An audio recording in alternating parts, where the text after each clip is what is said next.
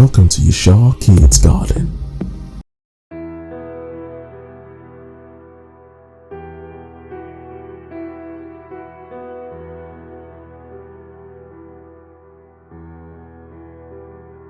Hello and welcome to Yeshua Kids Garden, and we're here once again with a guest who you can probably remember.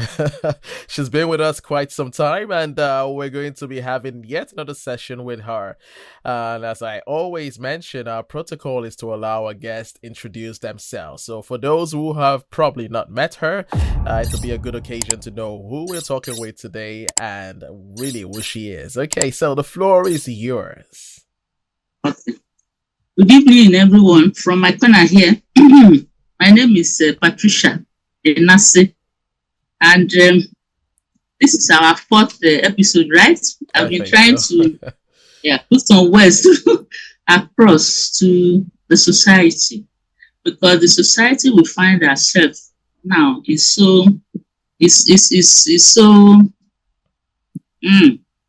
charged. Let me use that word, because there are so many things happening, and that is because one particular aspect of our life is dormant. Nobody is talking about it, and that is the conscience. What do we mean by the conscience? We'll try to see how we can ravel that word conscience today. So I'm glad, Mr. Fortune, that you have me here. And I'll do my best. Let me say that. I will see what I can do my best to make sure that everything is fine.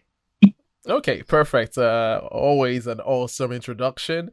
Today we're going to be more so focusing on the subject which we have titled Exploring the Impact of Corruption on Community Development. Okay, so as usual, we're going to be starting with an opening introductory question, which is more so an introduction to corruption and community development. So the first question I have for you on this note is, can you start by defining, I think we might more so start with a definition, if you can start by defining corruption in the context of community development.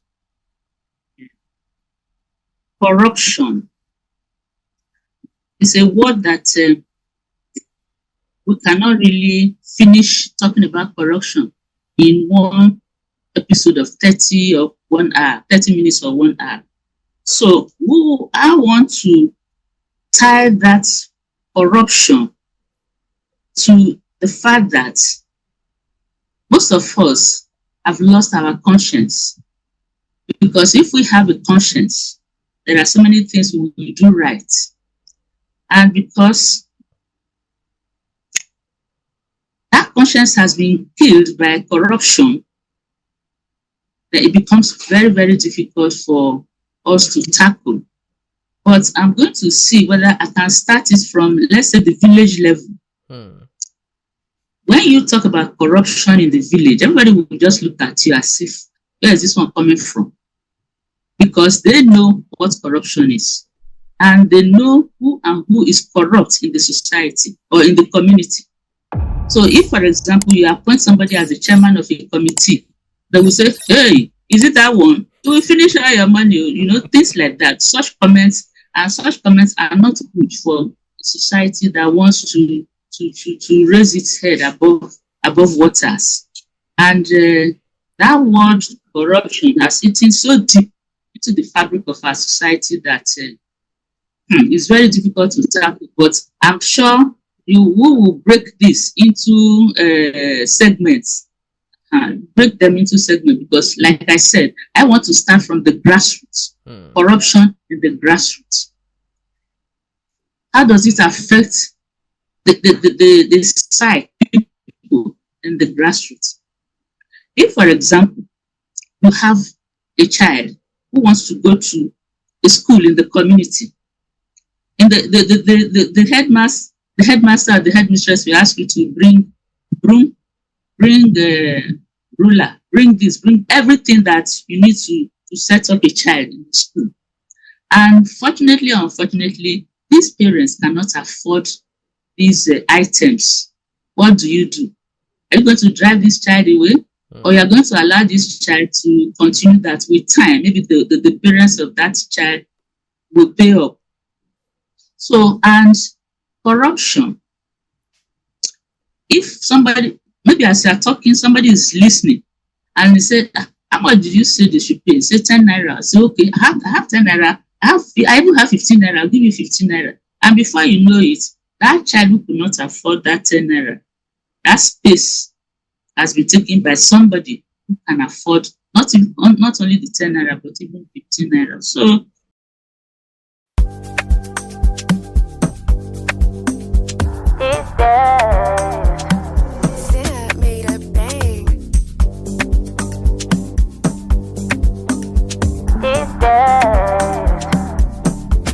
Hey, look, these days, where economy just they fail. Come with Sapa way, no fit explain. You get brand where they sell, we go pay. We go pay, go pay, go hey, pay. Look, info, Leon Finfo, follow me, go, may we get money. Make you call your amigos, free membership, sign up quick, and no they carry body. If you buy, if you sell for this website, no commission, no cost for this website. But cool sellers, we go give you good price. And if you know like, I'm gonna next guy. Hey, no middleman, we go try take your money to do your thing on a solo. If you find anything, if you sharply buy for any location, where you there, so my manana, distress sales.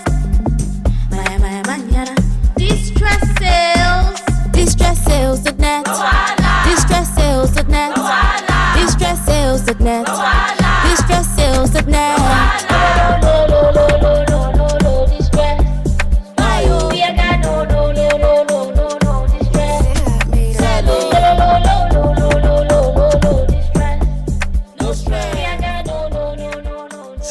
Everybody just they dance, they smile for here, man. Like say things they share for this website. Let me go check out this website, man. when you talk about corruption and the conscience, they are linked together. Most of us have lost our conscience because we do things abnormally, out of control. You eat your food or your food, you throw them across the window, and you think you are civilized. Even when people have been employed to sweep those streets so that those streets can be clean for everybody to admire, some people who don't have conscience, they will eat their banana and throw them from the window of the car. Okay. And so, if you don't mind me interjecting here, sorry to have to come in. So let's just, I would like to want to advance more so with some of the questions we have. Thank you for the introduction and responding to the opening question. As a matter of fact, I had a second opening question, which you simultaneously and eloquently responded with your examples and we'll say illustrations. So I would like to also move on to the scope of things, right? So we need to understand the scope of corruption and more so within the Nigerian context, because that's more so our focus in this program. So my question, looking at Nigeria as a case study, how would you say, how widespread is corruption in community, more so in community development projects? So obviously we know that there's when it comes to the order of things, when it comes to the allocations of funds, there is a designation as when it comes to distribution across communities and states. So how widespread would you say is corruption in community projects, development projects, so to say? Corruption has taken bedroom flats, not only bedroom, not even bedroom, but duplex in the society. Because when you talk about corruption, it starts from the individual. Let's say you have been given a contract as a member of the community. Are you going to look for the competent hands to execute that contract, or you are going to look for your brother to execute that contract who does not know anything? And that person, that your brother, will now sublet that contract to somebody who knows. Is the price of that contract, is it going to reduce or what? And at the end of the day, the competent hand that is supposed to handle such projects will be denied the opportunity to do that. So corruption in the community is even worse, because who know man, man know man. That is how they operate the communities. And we want to see how we can put an end to such such ideology in the society. Ideology of that's the fact that unless you know somebody who knows somebody who knows somebody, you will not get something done, which is not right at all. And this thing is prevalent, I'm sorry to say, in our country. If you go to civilized countries, I don't think they use brothers or fathers or families to execute projects over there. I've not been there to stay, so I don't know. But that is what I have read. But in this, our Nigeria, you have to know somebody who knows somebody who knows somebody. And at the end, things are not done properly. So, Okay, I was about to ask you about the if this is also you actually responded to that. Is it a global issue? Is it just a Nigerian issue? Obviously, I think we know that corruption is everywhere. But speaking on this magnitude, I think from your what you said, what you've read so far, it's not something that is so present that it's so it can be seen, even if at all it's present at all within those nations. So that brings me to more so the context of regions. Would you say there are specific regions in Nigeria where this level of corruption is prevalent, or is it more so a Nigerian thing irrespective of regions? I wouldn't want to tie corruption to any particular region in Nigeria because it's a disease, a plague. Is it? Will I call it a plague?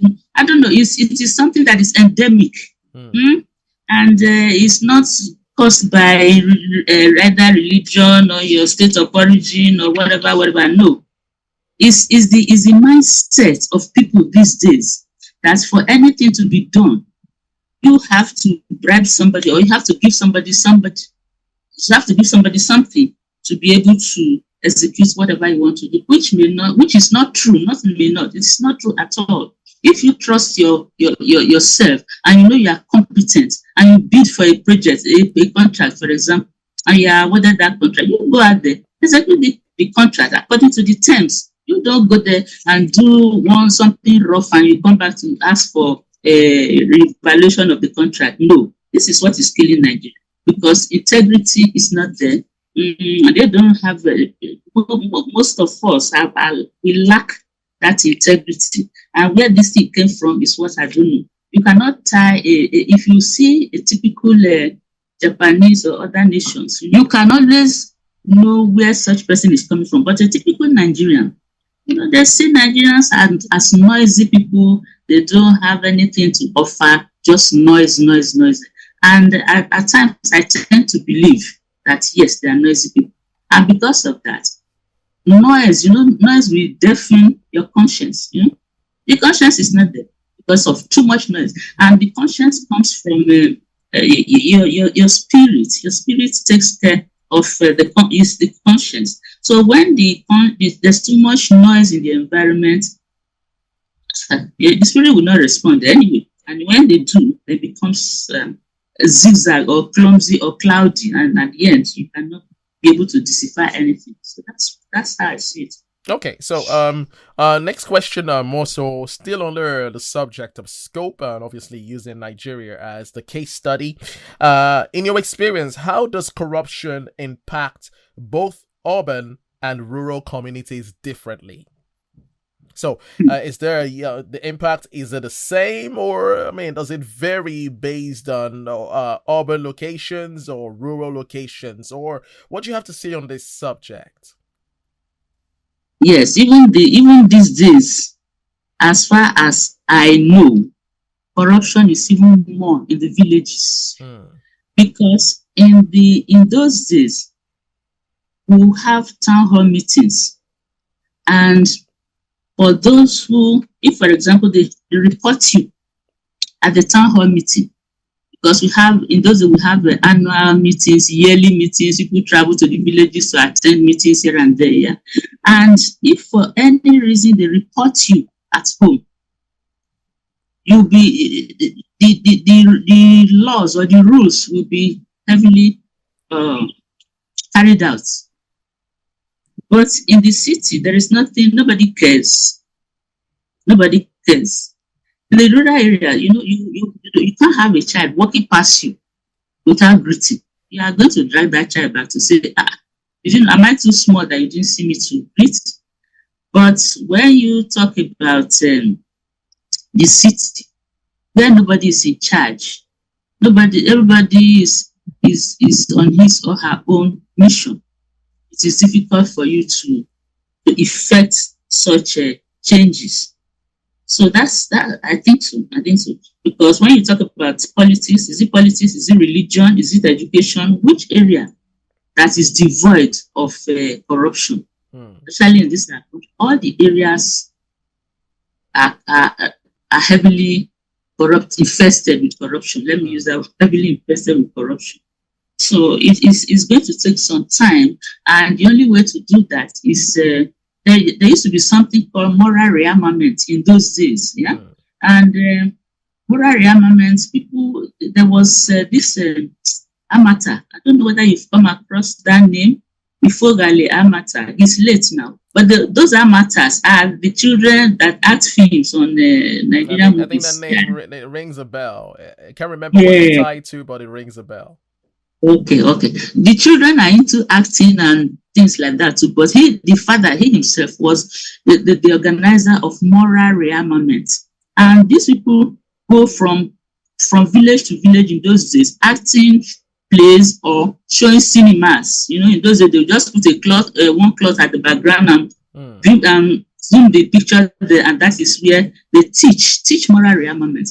And unfortunately, my own father, was a community development officer. So he was in charge of mobilizing people to during the independence or Christmas, they will dance, they will award prizes and things like that. And those things really help to encourage people in the community. And when you come to the city, nobody has time for those things. So those things are gone.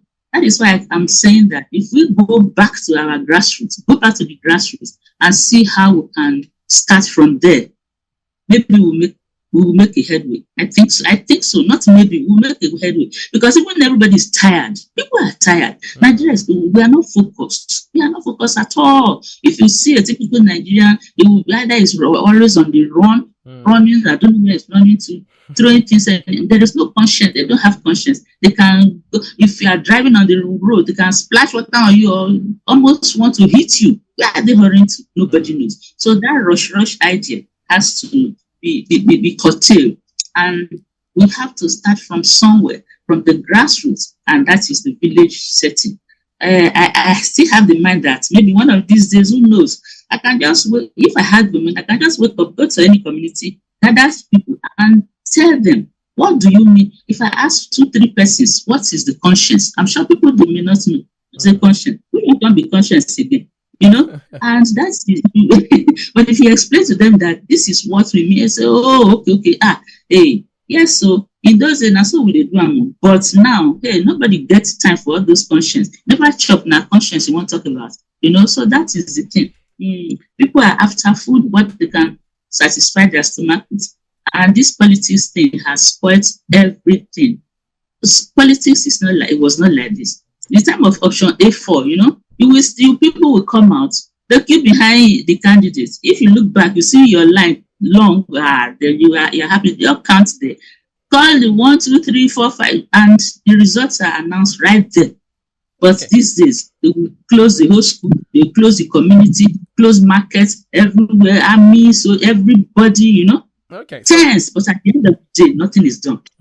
Nothing comes out of it. So I think one thing that's is most shocking in what you said is more so the fact that corruption is actually higher in the rural communities, and that is truly surprising to me, because usually you think of villages as where you find some degree of solace, but that's a very shocking I will say declaration to me.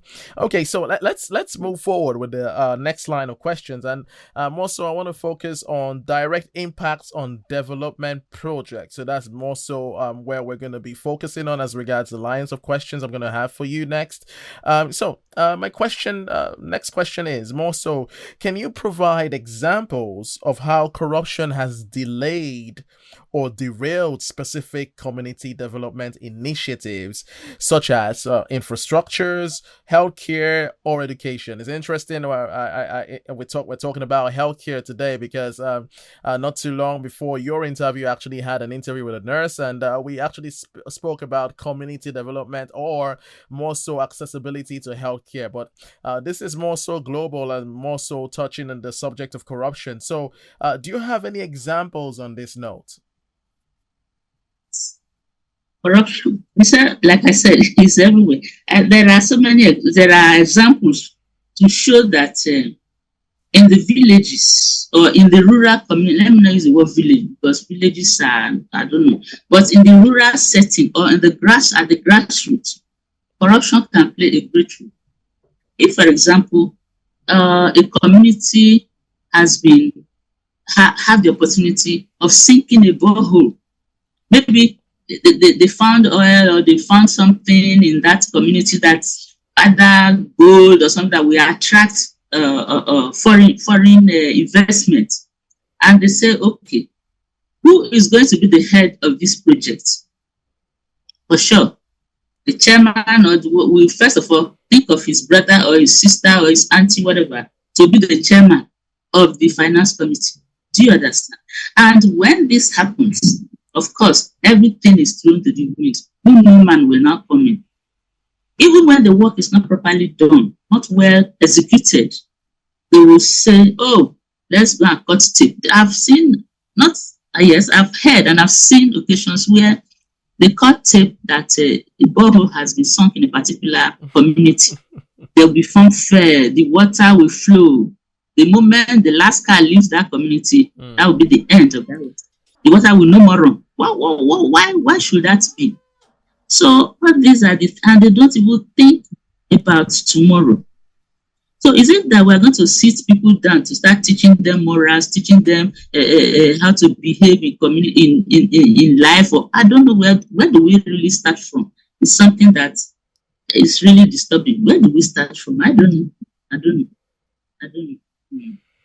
It's a very sad situation, and I actually seen situations or heard of situations like that, which you mentioned about the cutting of tapes, and I personally couldn't believe that for myself. And hearing you is just validation to what I heard a while ago. So let's move on. This next question which I have for you is, how does corruption impact the allocation of resources in community development programs? So first thing I asked you was more so on the subject of delaying and derailing, and now we're looking at more so the impacts, how that impacts the allocation of resources, and more so the distribution to the entities that's supposed to be over some of these community projects. Back to the same water example that sinking of borehole that I talked about. If you go to a community and say, look, this is what, and most times they force projects down the throat of the people, the community. Do you understand? If you go to a community and say, oh, we're giving you water, before you know it, all the tippers and whatever bringing and constructing the borehole for you. Is that the need of the people of that community?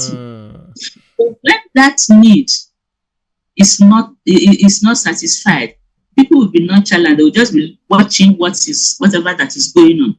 And by the time by the time they finish, they will either vandalize the property, vandalize the project, or do anything. Because according to them, were they consulted? Did they tell them it's water that is their problem? They didn't tell them it's water. So first of all, you have to assess the needs of the people of the community. And when you assess the needs, you will now see that they will all be interested, and they will take that project as their own project, and they will protect and make sure they see it to the end. So yes, one of those things that is happening now is forcing projects down people's throats. They come from they'll say what do they call it? Constituent, how do they call it now? In the project, constituency projects, or yeah, constituency project. So they give them thousands and millions of naira to say, go and execute this project. They'll first of all divide it into to put half in one corner and then use the other half to go and do anything they think the people want. And once you do that, nobody will be interested. So the best is, first of all, assess the needs of the people of that community. And when you do that, then they'll be interested. They will even suggest ideas of how, if you do it like this, I'm sure we'll like it, you will like it. If you do it like this, we'll complete it. I mean, that is how it's supposed to. That's interesting because this, I think someone mentioned in the previous interview I had was more so how it's more so focused on self-aggrandizement, because it's how you want to portray yourself with a political ambition before the public, or not necessarily really caring for what the people actually need. And that's a good point. But I would just like just to add, but I feel that also the reaction on the part of the people is not so wise when it comes to the subject of destruction, especially when it comes to revolt or when there's some level of revolution, because that you're already having to deal with the absence. And now you're just taking out for the sake that you're angry, not directing that anger or constructively. You tend to destroy those things that are already, it took so much years to actually bring them to the front. So destruction is not a solution in itself also in that respect, because that just complicates an already bad situation. Okay, so thank you for that, and let's continue forward. So let's focus on the economic consequences. And my question for you on that note is, what are some of the economic consequences of corruption on local economies? How does it affect job creation and poverty alleviation efforts, for example? Yeah, corruption has taken a strong dimension, especially in this part where part of the world where we have evolved from. They believe that nothing is done without paying something, without paying for it. I don't know. I'm sure that's not the right sentence, but for anything you do, you must think of tomorrow. You must think of the children. You must think of the future. You must think of those who are benefiting from this project that you want to cite. Now, let me just give an example. There are some street lights and railings that are constructed in some urban areas, urban cities. As they are constructing, those thieves, or who I don't know whether I should put that word thief is too strong.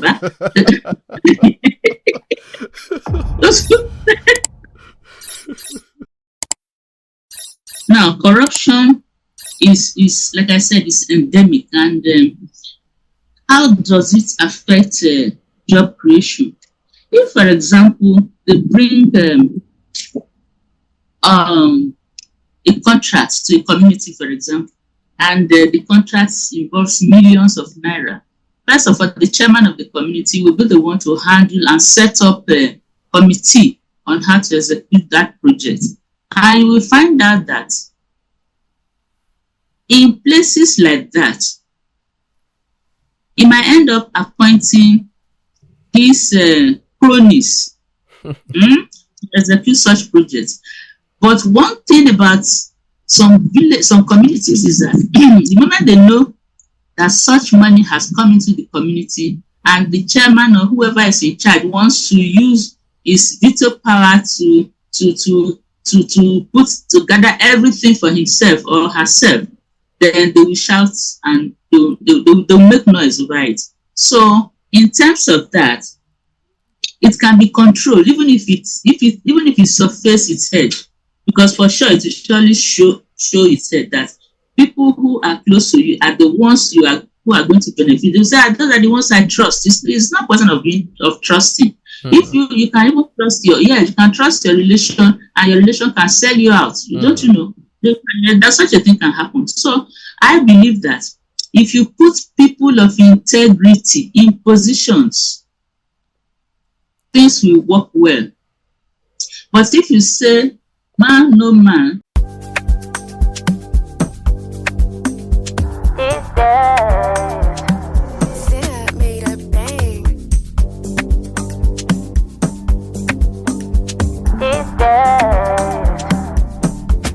Hey, look, these days, where economy just they fail. Come with Sapa way, no fit explain. You get brand where they sell, we go pay. We go pay, go pay, go pay. Hey, look, info, Leon Finfo, follow me, go, may we get money. Make you call your amigos, free membership, sign up quick, and no they carry body. If you buy, if you sell for this website, no commission, no cost for this website. One cool sellers, we go give you good price. And if you know like I'm go the next guy. Hey, no middleman, we go try take your money, to do your thing on a solo. If you find anything, if you sharply buy for any location, where you there, so my manana, distress sales.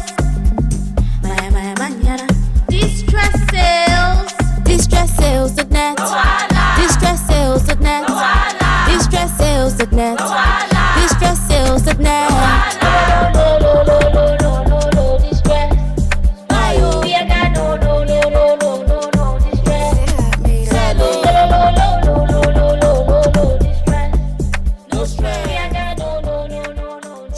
Everybody just they dance, they smile for here, man. Be like say things they share for this website. Maybe go check out this website, man.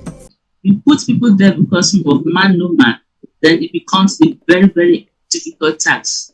So projects are abandoned. They give mobilization fee. After 1 or 2 months, you see them working. The next minute they will just disappear, as if they'll tell you the money is finished. How come? At least they will now re-award such contracts. How come when you were doing your estimates and everything, at least they put a percentage of say, oh, if there's if cost of materials or whatever can go up, it's not going to be more than so and so percentage. And those ones are always added to whatever they are doing. But you will see situations where projects are abandoned all over, scattered all over. And when the next government comes, instead of them to concentrate on finishing those projects, no, they will try to set up their own. And before you know it, the whole country, the whole state is littered with uncompleted projects. I think that boils down to that self-aggrandizement we talked about, whereby they want to be seen as having, they spearheaded this, not really thinking for the people, thinking for themselves. It's my project, I started this. Because if you're really sincerely thinking for the people, I mean, it only makes sense to complete what has already been started, and it actually requires less and will do more for the people. Okay, so let's move on to the next question under this as well. So my question now is, can corruption create long-term damage to the financial sustainability of a community development project? That's very simple to answer now, of course. Okay, so can you cite some examples? Just give us some illustrations so that way it's clearer to our audience. Okay. If, for example, you say, okay, you are going to set up a secondary school. We are going to build a secondary school in our community, and you now raise funds to carry out those projects. You appoint all your executives. Those executives are the ones who are supposed to carry out these projects and supervise and see it to the end. But when they want to be dubious, it's either the financial secretary is sick, you can't find him or her to come on an account, or he has traveled, or the child is sick, or the mother, so many flimsy excuses so that they cannot be held accountable for anything. So I will expect this where you give an assignment and you follow it up with authority. You give out a responsibility to somebody. Look, I want us to build toilets in this community, and you make sure that the money given to that person is closely monitored. If not, that project will be abandoned halfway, and you will not see that person again, and the project will not see the light of day. So first of all, you must identify the needs of the community, and if the needs tally with, if the needs is what resonates in their mind, of course they are going to follow it up to the end. We have a strong village meetings or community development association, CDAs. We have very strong CDAs in Nigeria, especially in this Lagos. Strong CDAs, and they work, and the chairman of those CDAs, they are just like small gods in their own community.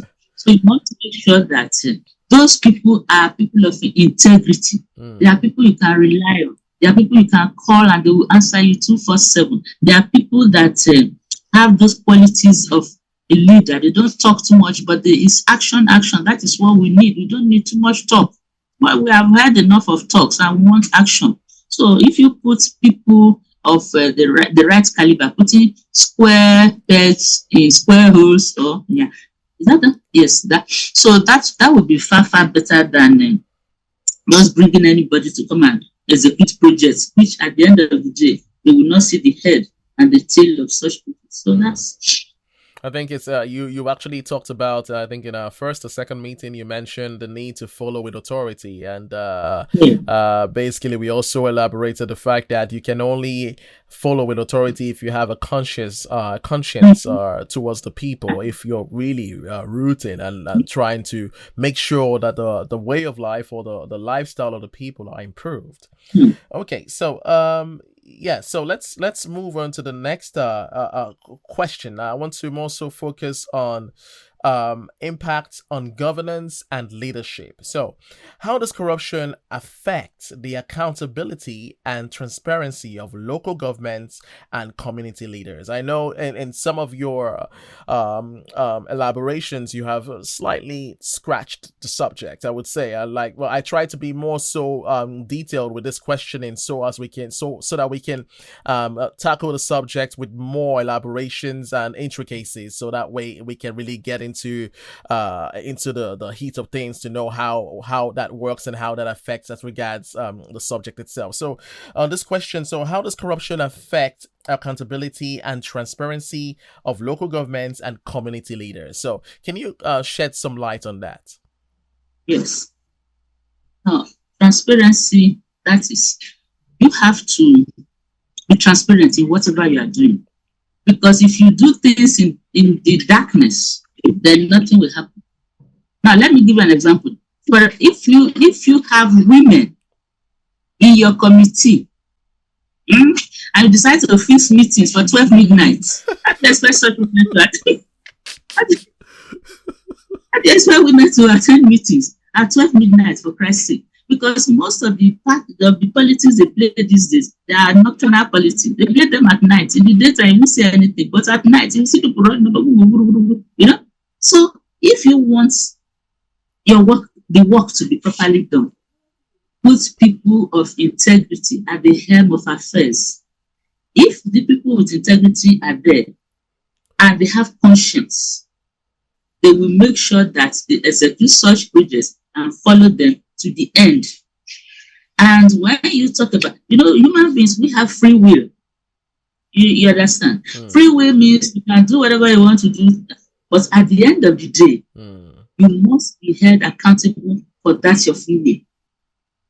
Do you understand what I'm saying? Yeah. So when you give somebody 10 naira, man, execute this project for me.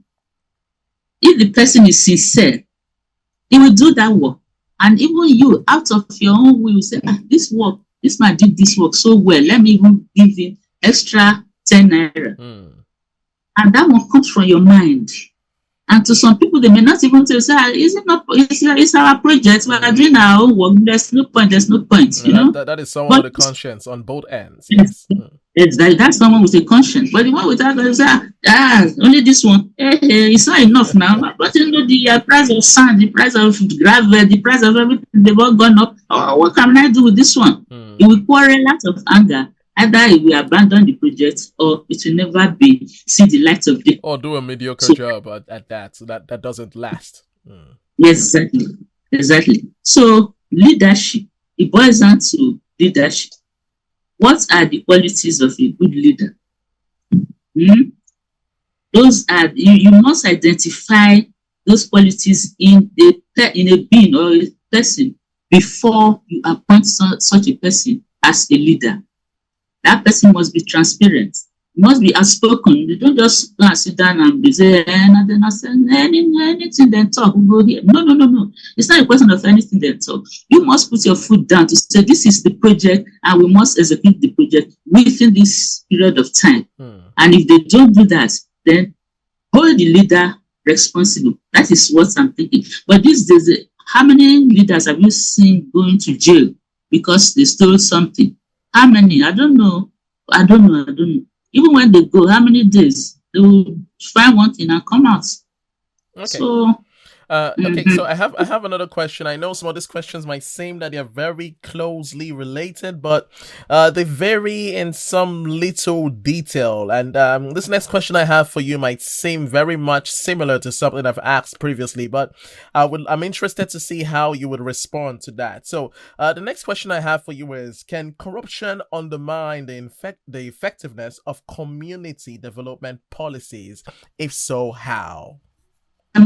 Corruption. When you give somebody something to work on, and the project is not executed, and you abandon the project, and you work freely in the community as if nothing has happened. Yeah. Yes, now. In fact, they'll be boasting when it was so person's turn. What did you do to him? So I can as well take the money, eat it, and nothing will happen to me. No consequence. Yeah. And no consequence, because you know somebody who knows somebody who knows somebody up there. So that's what is killing our society. Let me use that. That thing is very, very bad. And because of morally, they are not people you should put in such positions. And in terms of accountability, they cannot even account for whatever they have been given. So how can you keep putting something? They will change that person from chairman, they will make him secretary, or they make him another thing, and he's busy going around collecting. So at the end of the day, so on the issue of going around, that makes this subject very difficult to fix, because if they're going around, they always want to be amongst themselves. Thieves love to mingle with thieves because they adhere to the same principle. So it's how do we solve this problem? Because obviously, the next person coming into office is going to do everything in his power, the one presently in office, to make sure that the one coming in is like him. You understand? And to make sure that those principles, in a negative light, is more so like himself. So how can we resolve this? This is so deep, and it seems like it's an endless cycle. That's the conscientization we are talking about. You have to wake up people's conscience. People these days, because of hunger. People say they are hungry, so because of that they can take anything they can. If you see 2 naira, you grab, you're always grabbing and grabbing. But at the end of the day, all the ones they have been grabbing, what have we done with them? Nothing. So I feel that if we wake up people's conscience, go to all those mass mobilization, Ministry of Information, National Orientation, and National Orientation agencies, if they take it up as a challenge to wake up the conscience of human beings, especially in this Nigeria, right from the grassroots.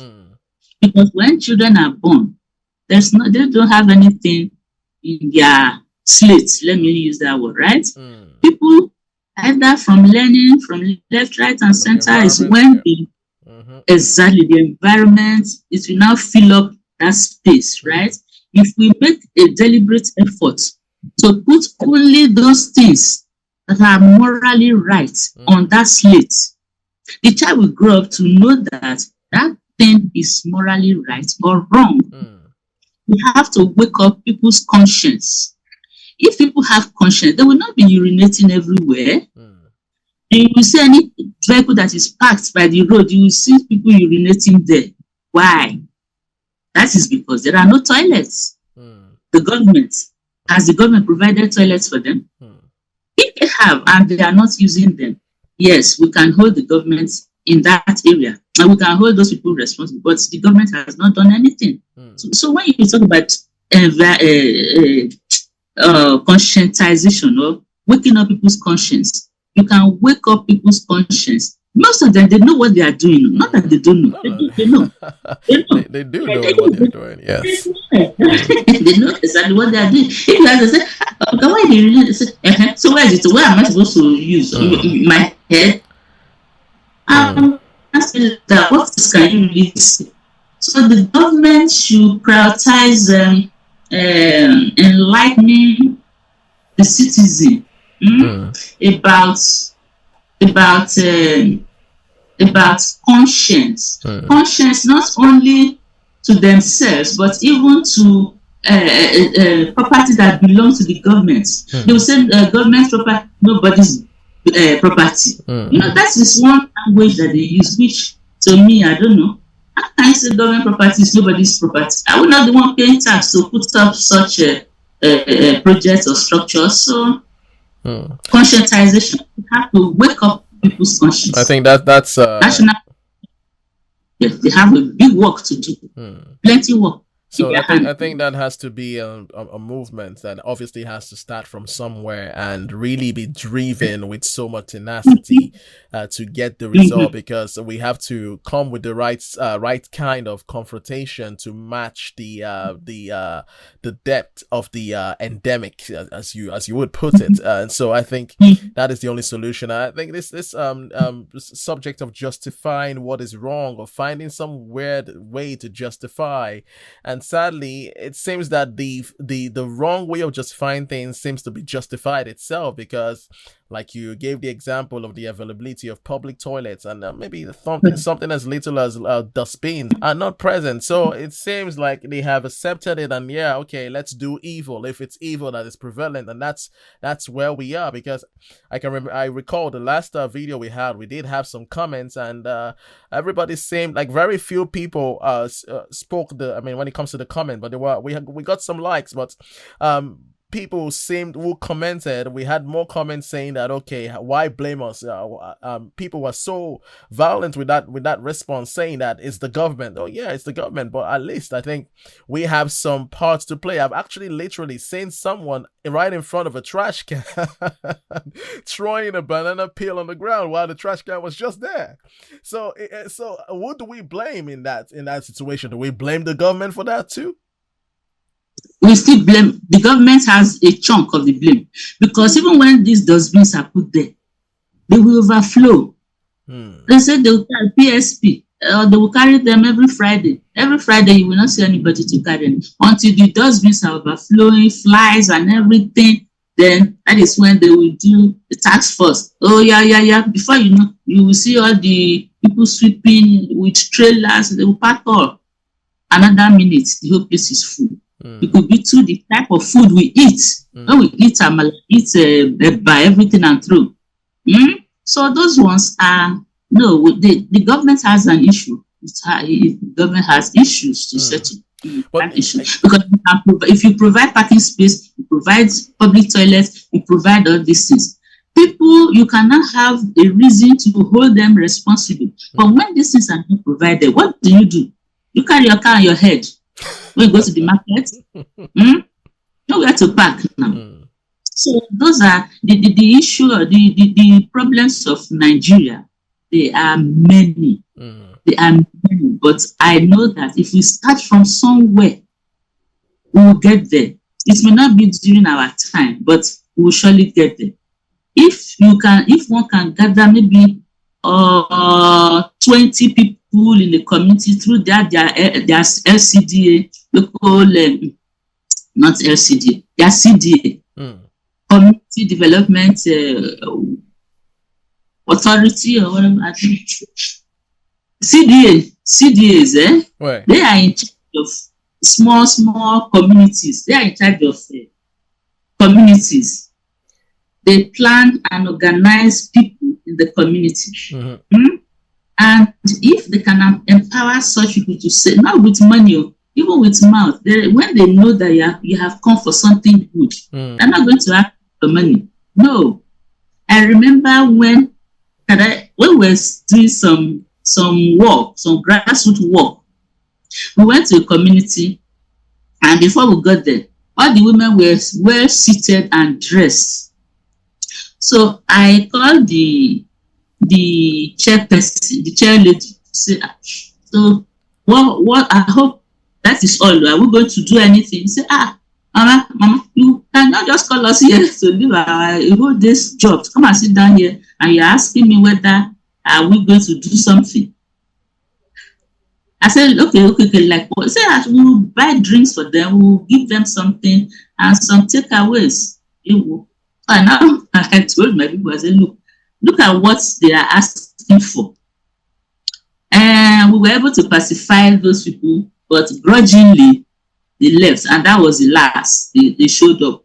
So if you are going to mobilize people in the community, you have to be very, very sincere with them. Tell them, look, we don't have money. We are not here to distribute money. We are here to preach, to tell you about the benefits of cleanliness, for example. How do you keep your environment clean so that you don't fall into, you don't get sick and be going to hospital every second? Maybe that might interest them and they will sit. So at the end of the day, if you have anything to give them, like water, mineral, you give them. But if you don't have, what is going to hold you responsible? But these days, the people's mouths are so wide that by the time they say sit down, there's going to be a meeting, you will see everybody sitting down, heavily decked up, waiting for the present you are going to give to them. And if you don't have anything for them, that's the end of the story. When you put them, you will not see anybody. I think bribery has done its part in that direction.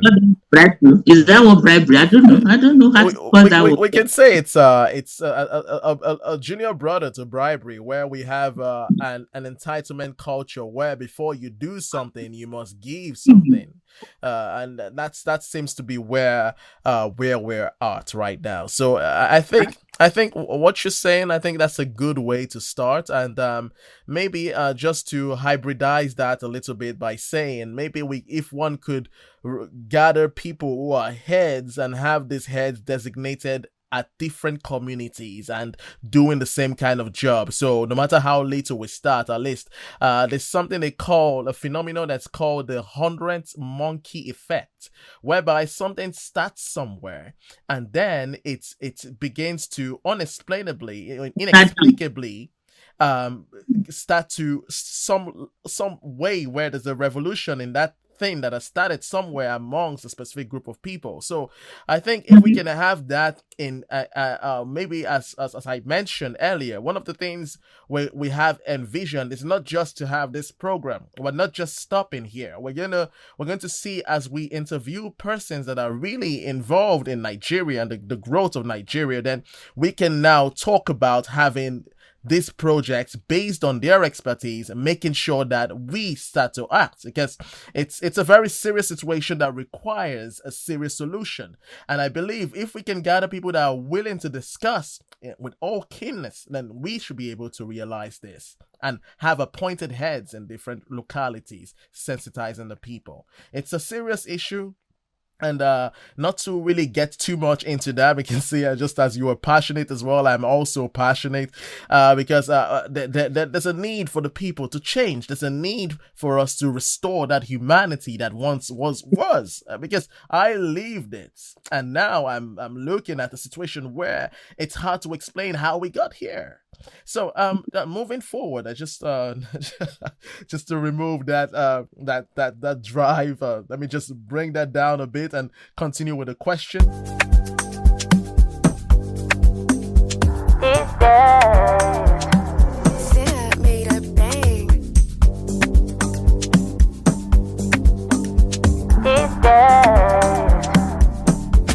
Hey, look, these days where economy just they fail. Come with Sapa where you know fit explain. You get brand where they sell we go pay.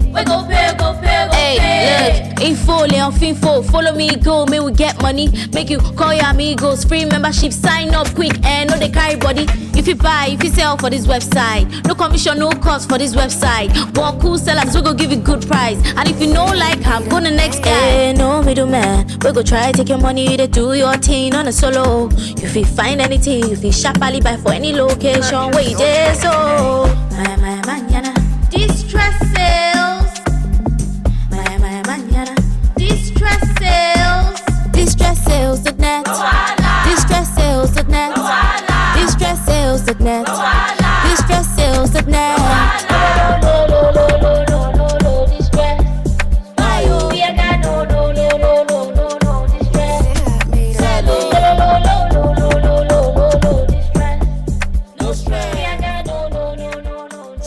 Everybody just dey dance, dey smile for here, man. Be like say things dey shele for this website. Let me go check out this website, man.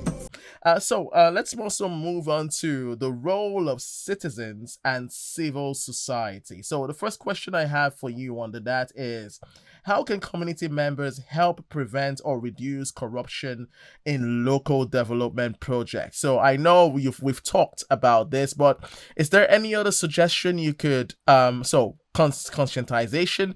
So let's more so focus on the approach or strategies. Is there any more that can be done as regards what we've discussed so far? This whistleblowing, if it's well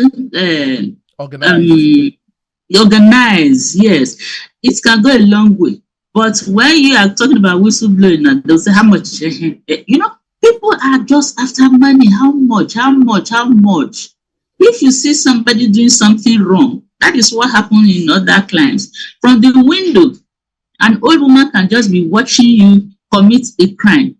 And by the time they are asking for somebody to come and to talk about that crime, that old woman is going to describe everything, whatever the person was putting on, how he came in. He is going to describe everything without a couple, because he is committed to his community. He knows that if such a person is apprehended, it's for the good of everybody in the community, not for her own personal interest.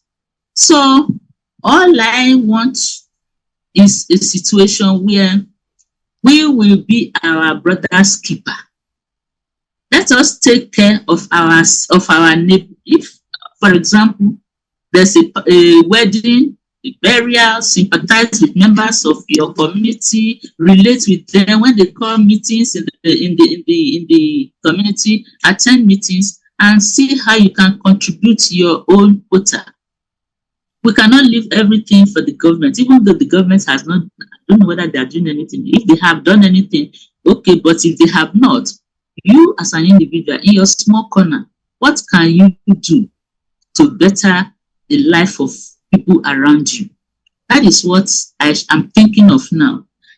Like, I have some people, there are people who need help all around one, and how do you help them? By bringing them together and say, look, this is what I can afford. Take this one, go and trade or go and do this. Even if it is some people, 10,000, 5,000 will go a long way.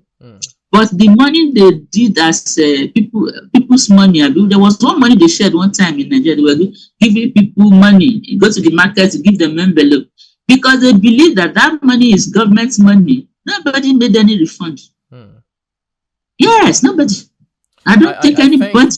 I think just as you're speaking, I'm just having some ideas of my own, and I think since we're here to not only discuss and have your viewpoint, because we're sincerely here, that's why we decided to focus on Nigeria and discussing the issues that matter. As you're speaking, there seems to be a formula in my head, and the formula should probably maybe get a few influential people who are rich enough, start this sensitization, and then merge that with community policing. And over time, that will grow.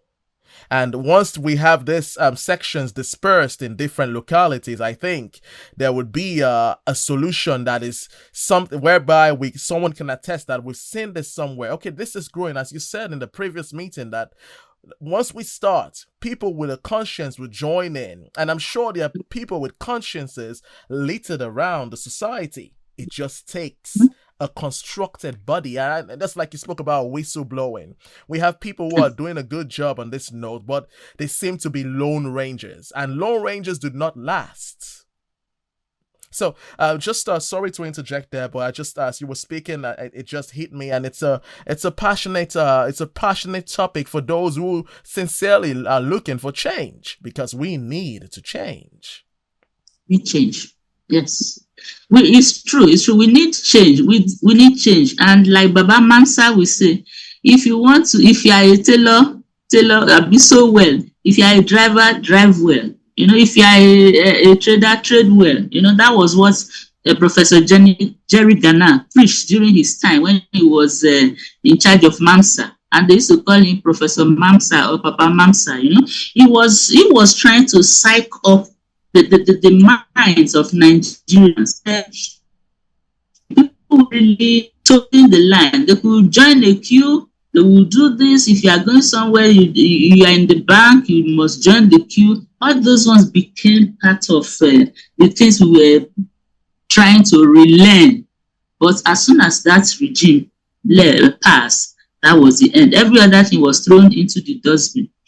So I will advocate for a situation where we can pick model villages or model communities, and maybe one or two communities from the 6 geopolitical area zones, and model, a community. You look at a community, and you begin to preach these doctrines into them, and know how, out of all the 6 that you will pick or whatever, one of them or some people will resonate from such gatherings. Yeah, that's the way I see it. But without a model in place, it will not work. Like in those days, they used to have a farm settlement. Have you ever heard about farm settlements? Yes, I have heard of that subject, yes. Okay. There's a typical one that is still existing now, but I don't know how it is now. NIFO. Do you know NIFO in Benin? I'm not aware of that. Yeah, not okay. Nigerian Oil Institute or Palm Oil or whatever. In Benin, there's a settlement there. Okay, and there's another rubber settlement in Yanomo. Yeah, that one was for the production of rubber. So you have settlements all over, and they were producing items, and these items were cash crops or cash items that they could export and make money for themselves. And those farm settlements were bubbling in those days. But now, I don't know whether there is anything like farm settlement again. Everybody wants to come to the city to sell, to buy and sell. Who will produce whatever they will buy? Nobody knows. So the villages are empty. And the ones that are full are those people those young boys and girls who are in the interior. On Fridays, they come to the towns to enjoy. I don't know whether should I come to the town to enjoy, to relax. They come to the town to have a good time. After that, they go. So instead of good spots springing up in villages, you see small hotels. Small hotels are the ones that are springing up. When you build houses, you cut them into small rooms, and it's ready. So when you tell them, say, which one is your business? Either the one who is rude will tell you which one is your business. The one who wants to listen will say, it's true. I think I will close this place so that people go to us elsewhere. Because when you open small hotels for children of your age, you are spoiling other people's children, and your own children are busy reading somewhere. It doesn't make sense. No, it's not fair. It's not fair. We also have this notion of, is it your money? Exactly. Is it your money? We have it's a serious issue where we have been so degraded in terms of morality, whereby we have now the justification, is it your money? It's very bad. It's very bad, and I just that's this is one of the subjects that really gets to me because we seem to be aiding our own destruction, so to say. We complain, Exactly. but we're Exactly. aiding and abating the destruction. Let's just before we close, I just want to ask you on your closing thoughts on the subject. So, what advice do you have for community leaders and individuals who are passionate about promoting ethical development practices in their own communities? What advice would you give to them? Okay. We are going back to the drawing board, going back to the grassroots. I've always emphasized grassroots development. If you have money and you want to really help the society, go back to the grassroots. If you go to the villages, for example, I told you that people who are building houses, instead of building them for residential, people see small hotels springing up everywhere. Who are those sleeping in those hotels? That is a question. So if anybody has that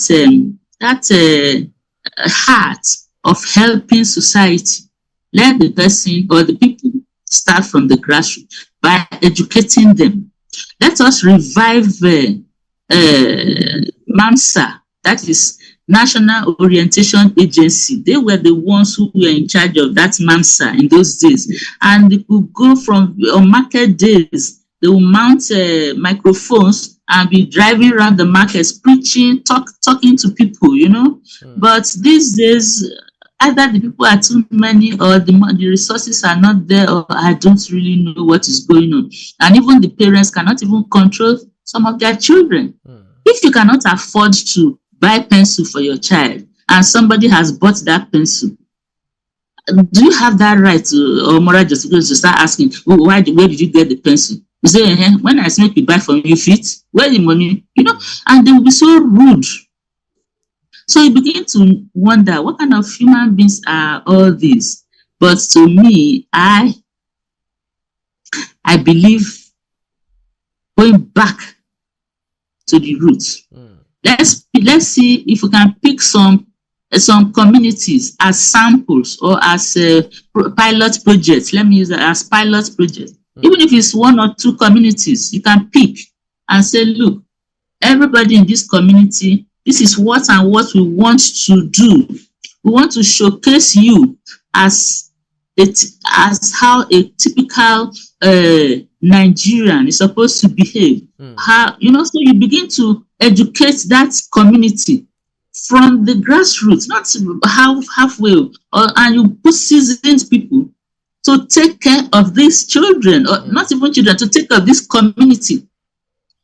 Begin to preach accountability. You begin to preach anything that will make things to move on well. Transparency. Okay, so I might have to stop you here because we have little to no time. Obviously, this obviously this topic has a lot so many branches, angles, and it has to be discussed if at all we actually need change, because even the people that are going to be involved in this level of change would have to sit down to discuss constantly on how to new strategies or difficulties experienced along the line, because obviously consciences have been hardened, and like you said, there's a need to break through in that regard and have people begin to start sensitizing them to have a conscience.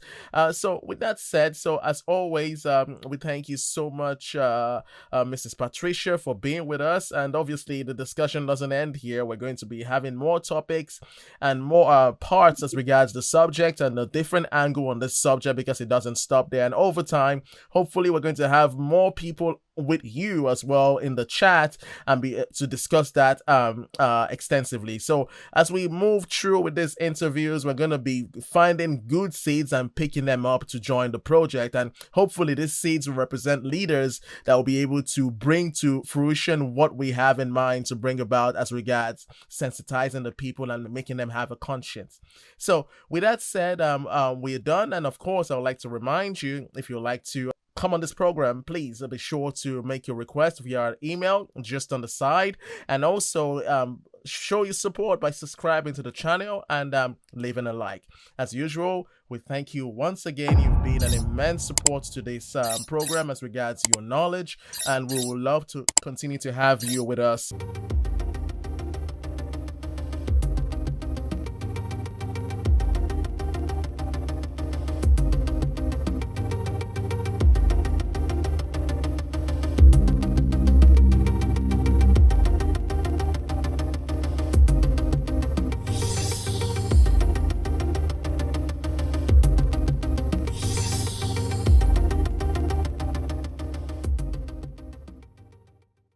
Yeah, my name is Taruwar of your Shark Kids Garden.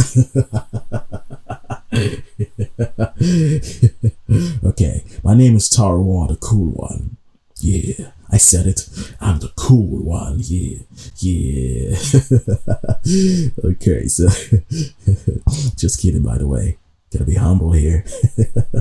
Okay, so now my name is Taruwar, and I'm the guy with the announcements, the informations, and the reminders. So, speaking of reminders, if you are yet to subscribe to all our platforms, subscribe to us and follow us on TikTok at yasharkidsgarden.ykg, Instagram, Yashar Kids Garden, and lastly, on YouTube. Come on, you want to take a guess? Yashar Kids Garden as well. Okay, so follow us on all these platforms. It's really that easy. This way, you never miss out on anything. So come on now, it's just a button. Click it. Click the subscribe. Click the follow. Come on now. Click it. Click it. Click it. Come on, click it. Alright, so now, the announcements. In some time and over a period of time, we will be organizing some quiz which you will have the chance to participate in. Alright, so now what will the quizzes be based on? It will be based on what we've learned so far. I will be the host and I will be asking the questions based on all we have treated in the past. So people with the correct answers will be selected at random for a gift or cash prize, which will be issued by our sponsor for today. So, just before we introduce you to our sponsor, in case you would like to join our community, WhatsApp to be precise, or follow our channel on WhatsApp as well, the link is in the description. Come on now, be with the cool team. Yeah, the cool team. Okay, now back to our sponsor. So now, who is our sponsor? Who is that awesome entity, or what is that awesome entity that is helping us out, or that is showing us the great support that we need to make this show a success? So now let's get to it. Our sponsor for today, and our primary sponsor in all, is DistressSales.net, a platform where you can buy distress sales items. Also sell, of course. And you know what? Sign up is free. Who does that if not DistressSales.net? So join in today, join their platform, and actually see and sell, view, and buy. Okay, distress sales items. Okay, so check it out. Okay, so just to give you an idea of what they do, their advert will be right on the side over here, and I'm just gonna be here keeping quiet. Right on the side here will be their advert. That way you understand what they're really all about. Okay. All right, so I'll be on the side.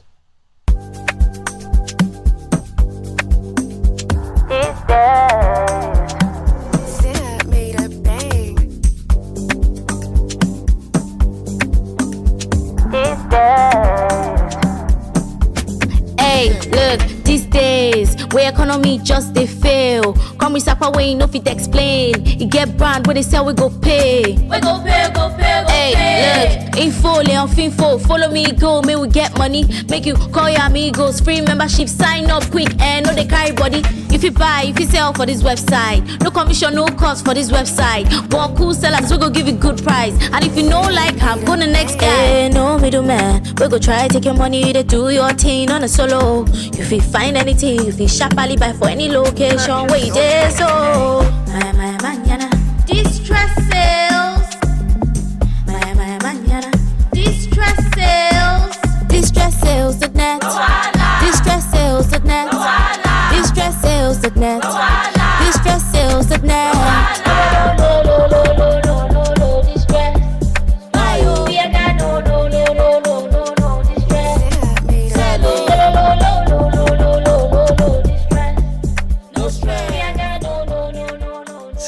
Everybody just they dance, they smile for here, man. Be like say things they share for this website. Maybe go check out this website, man.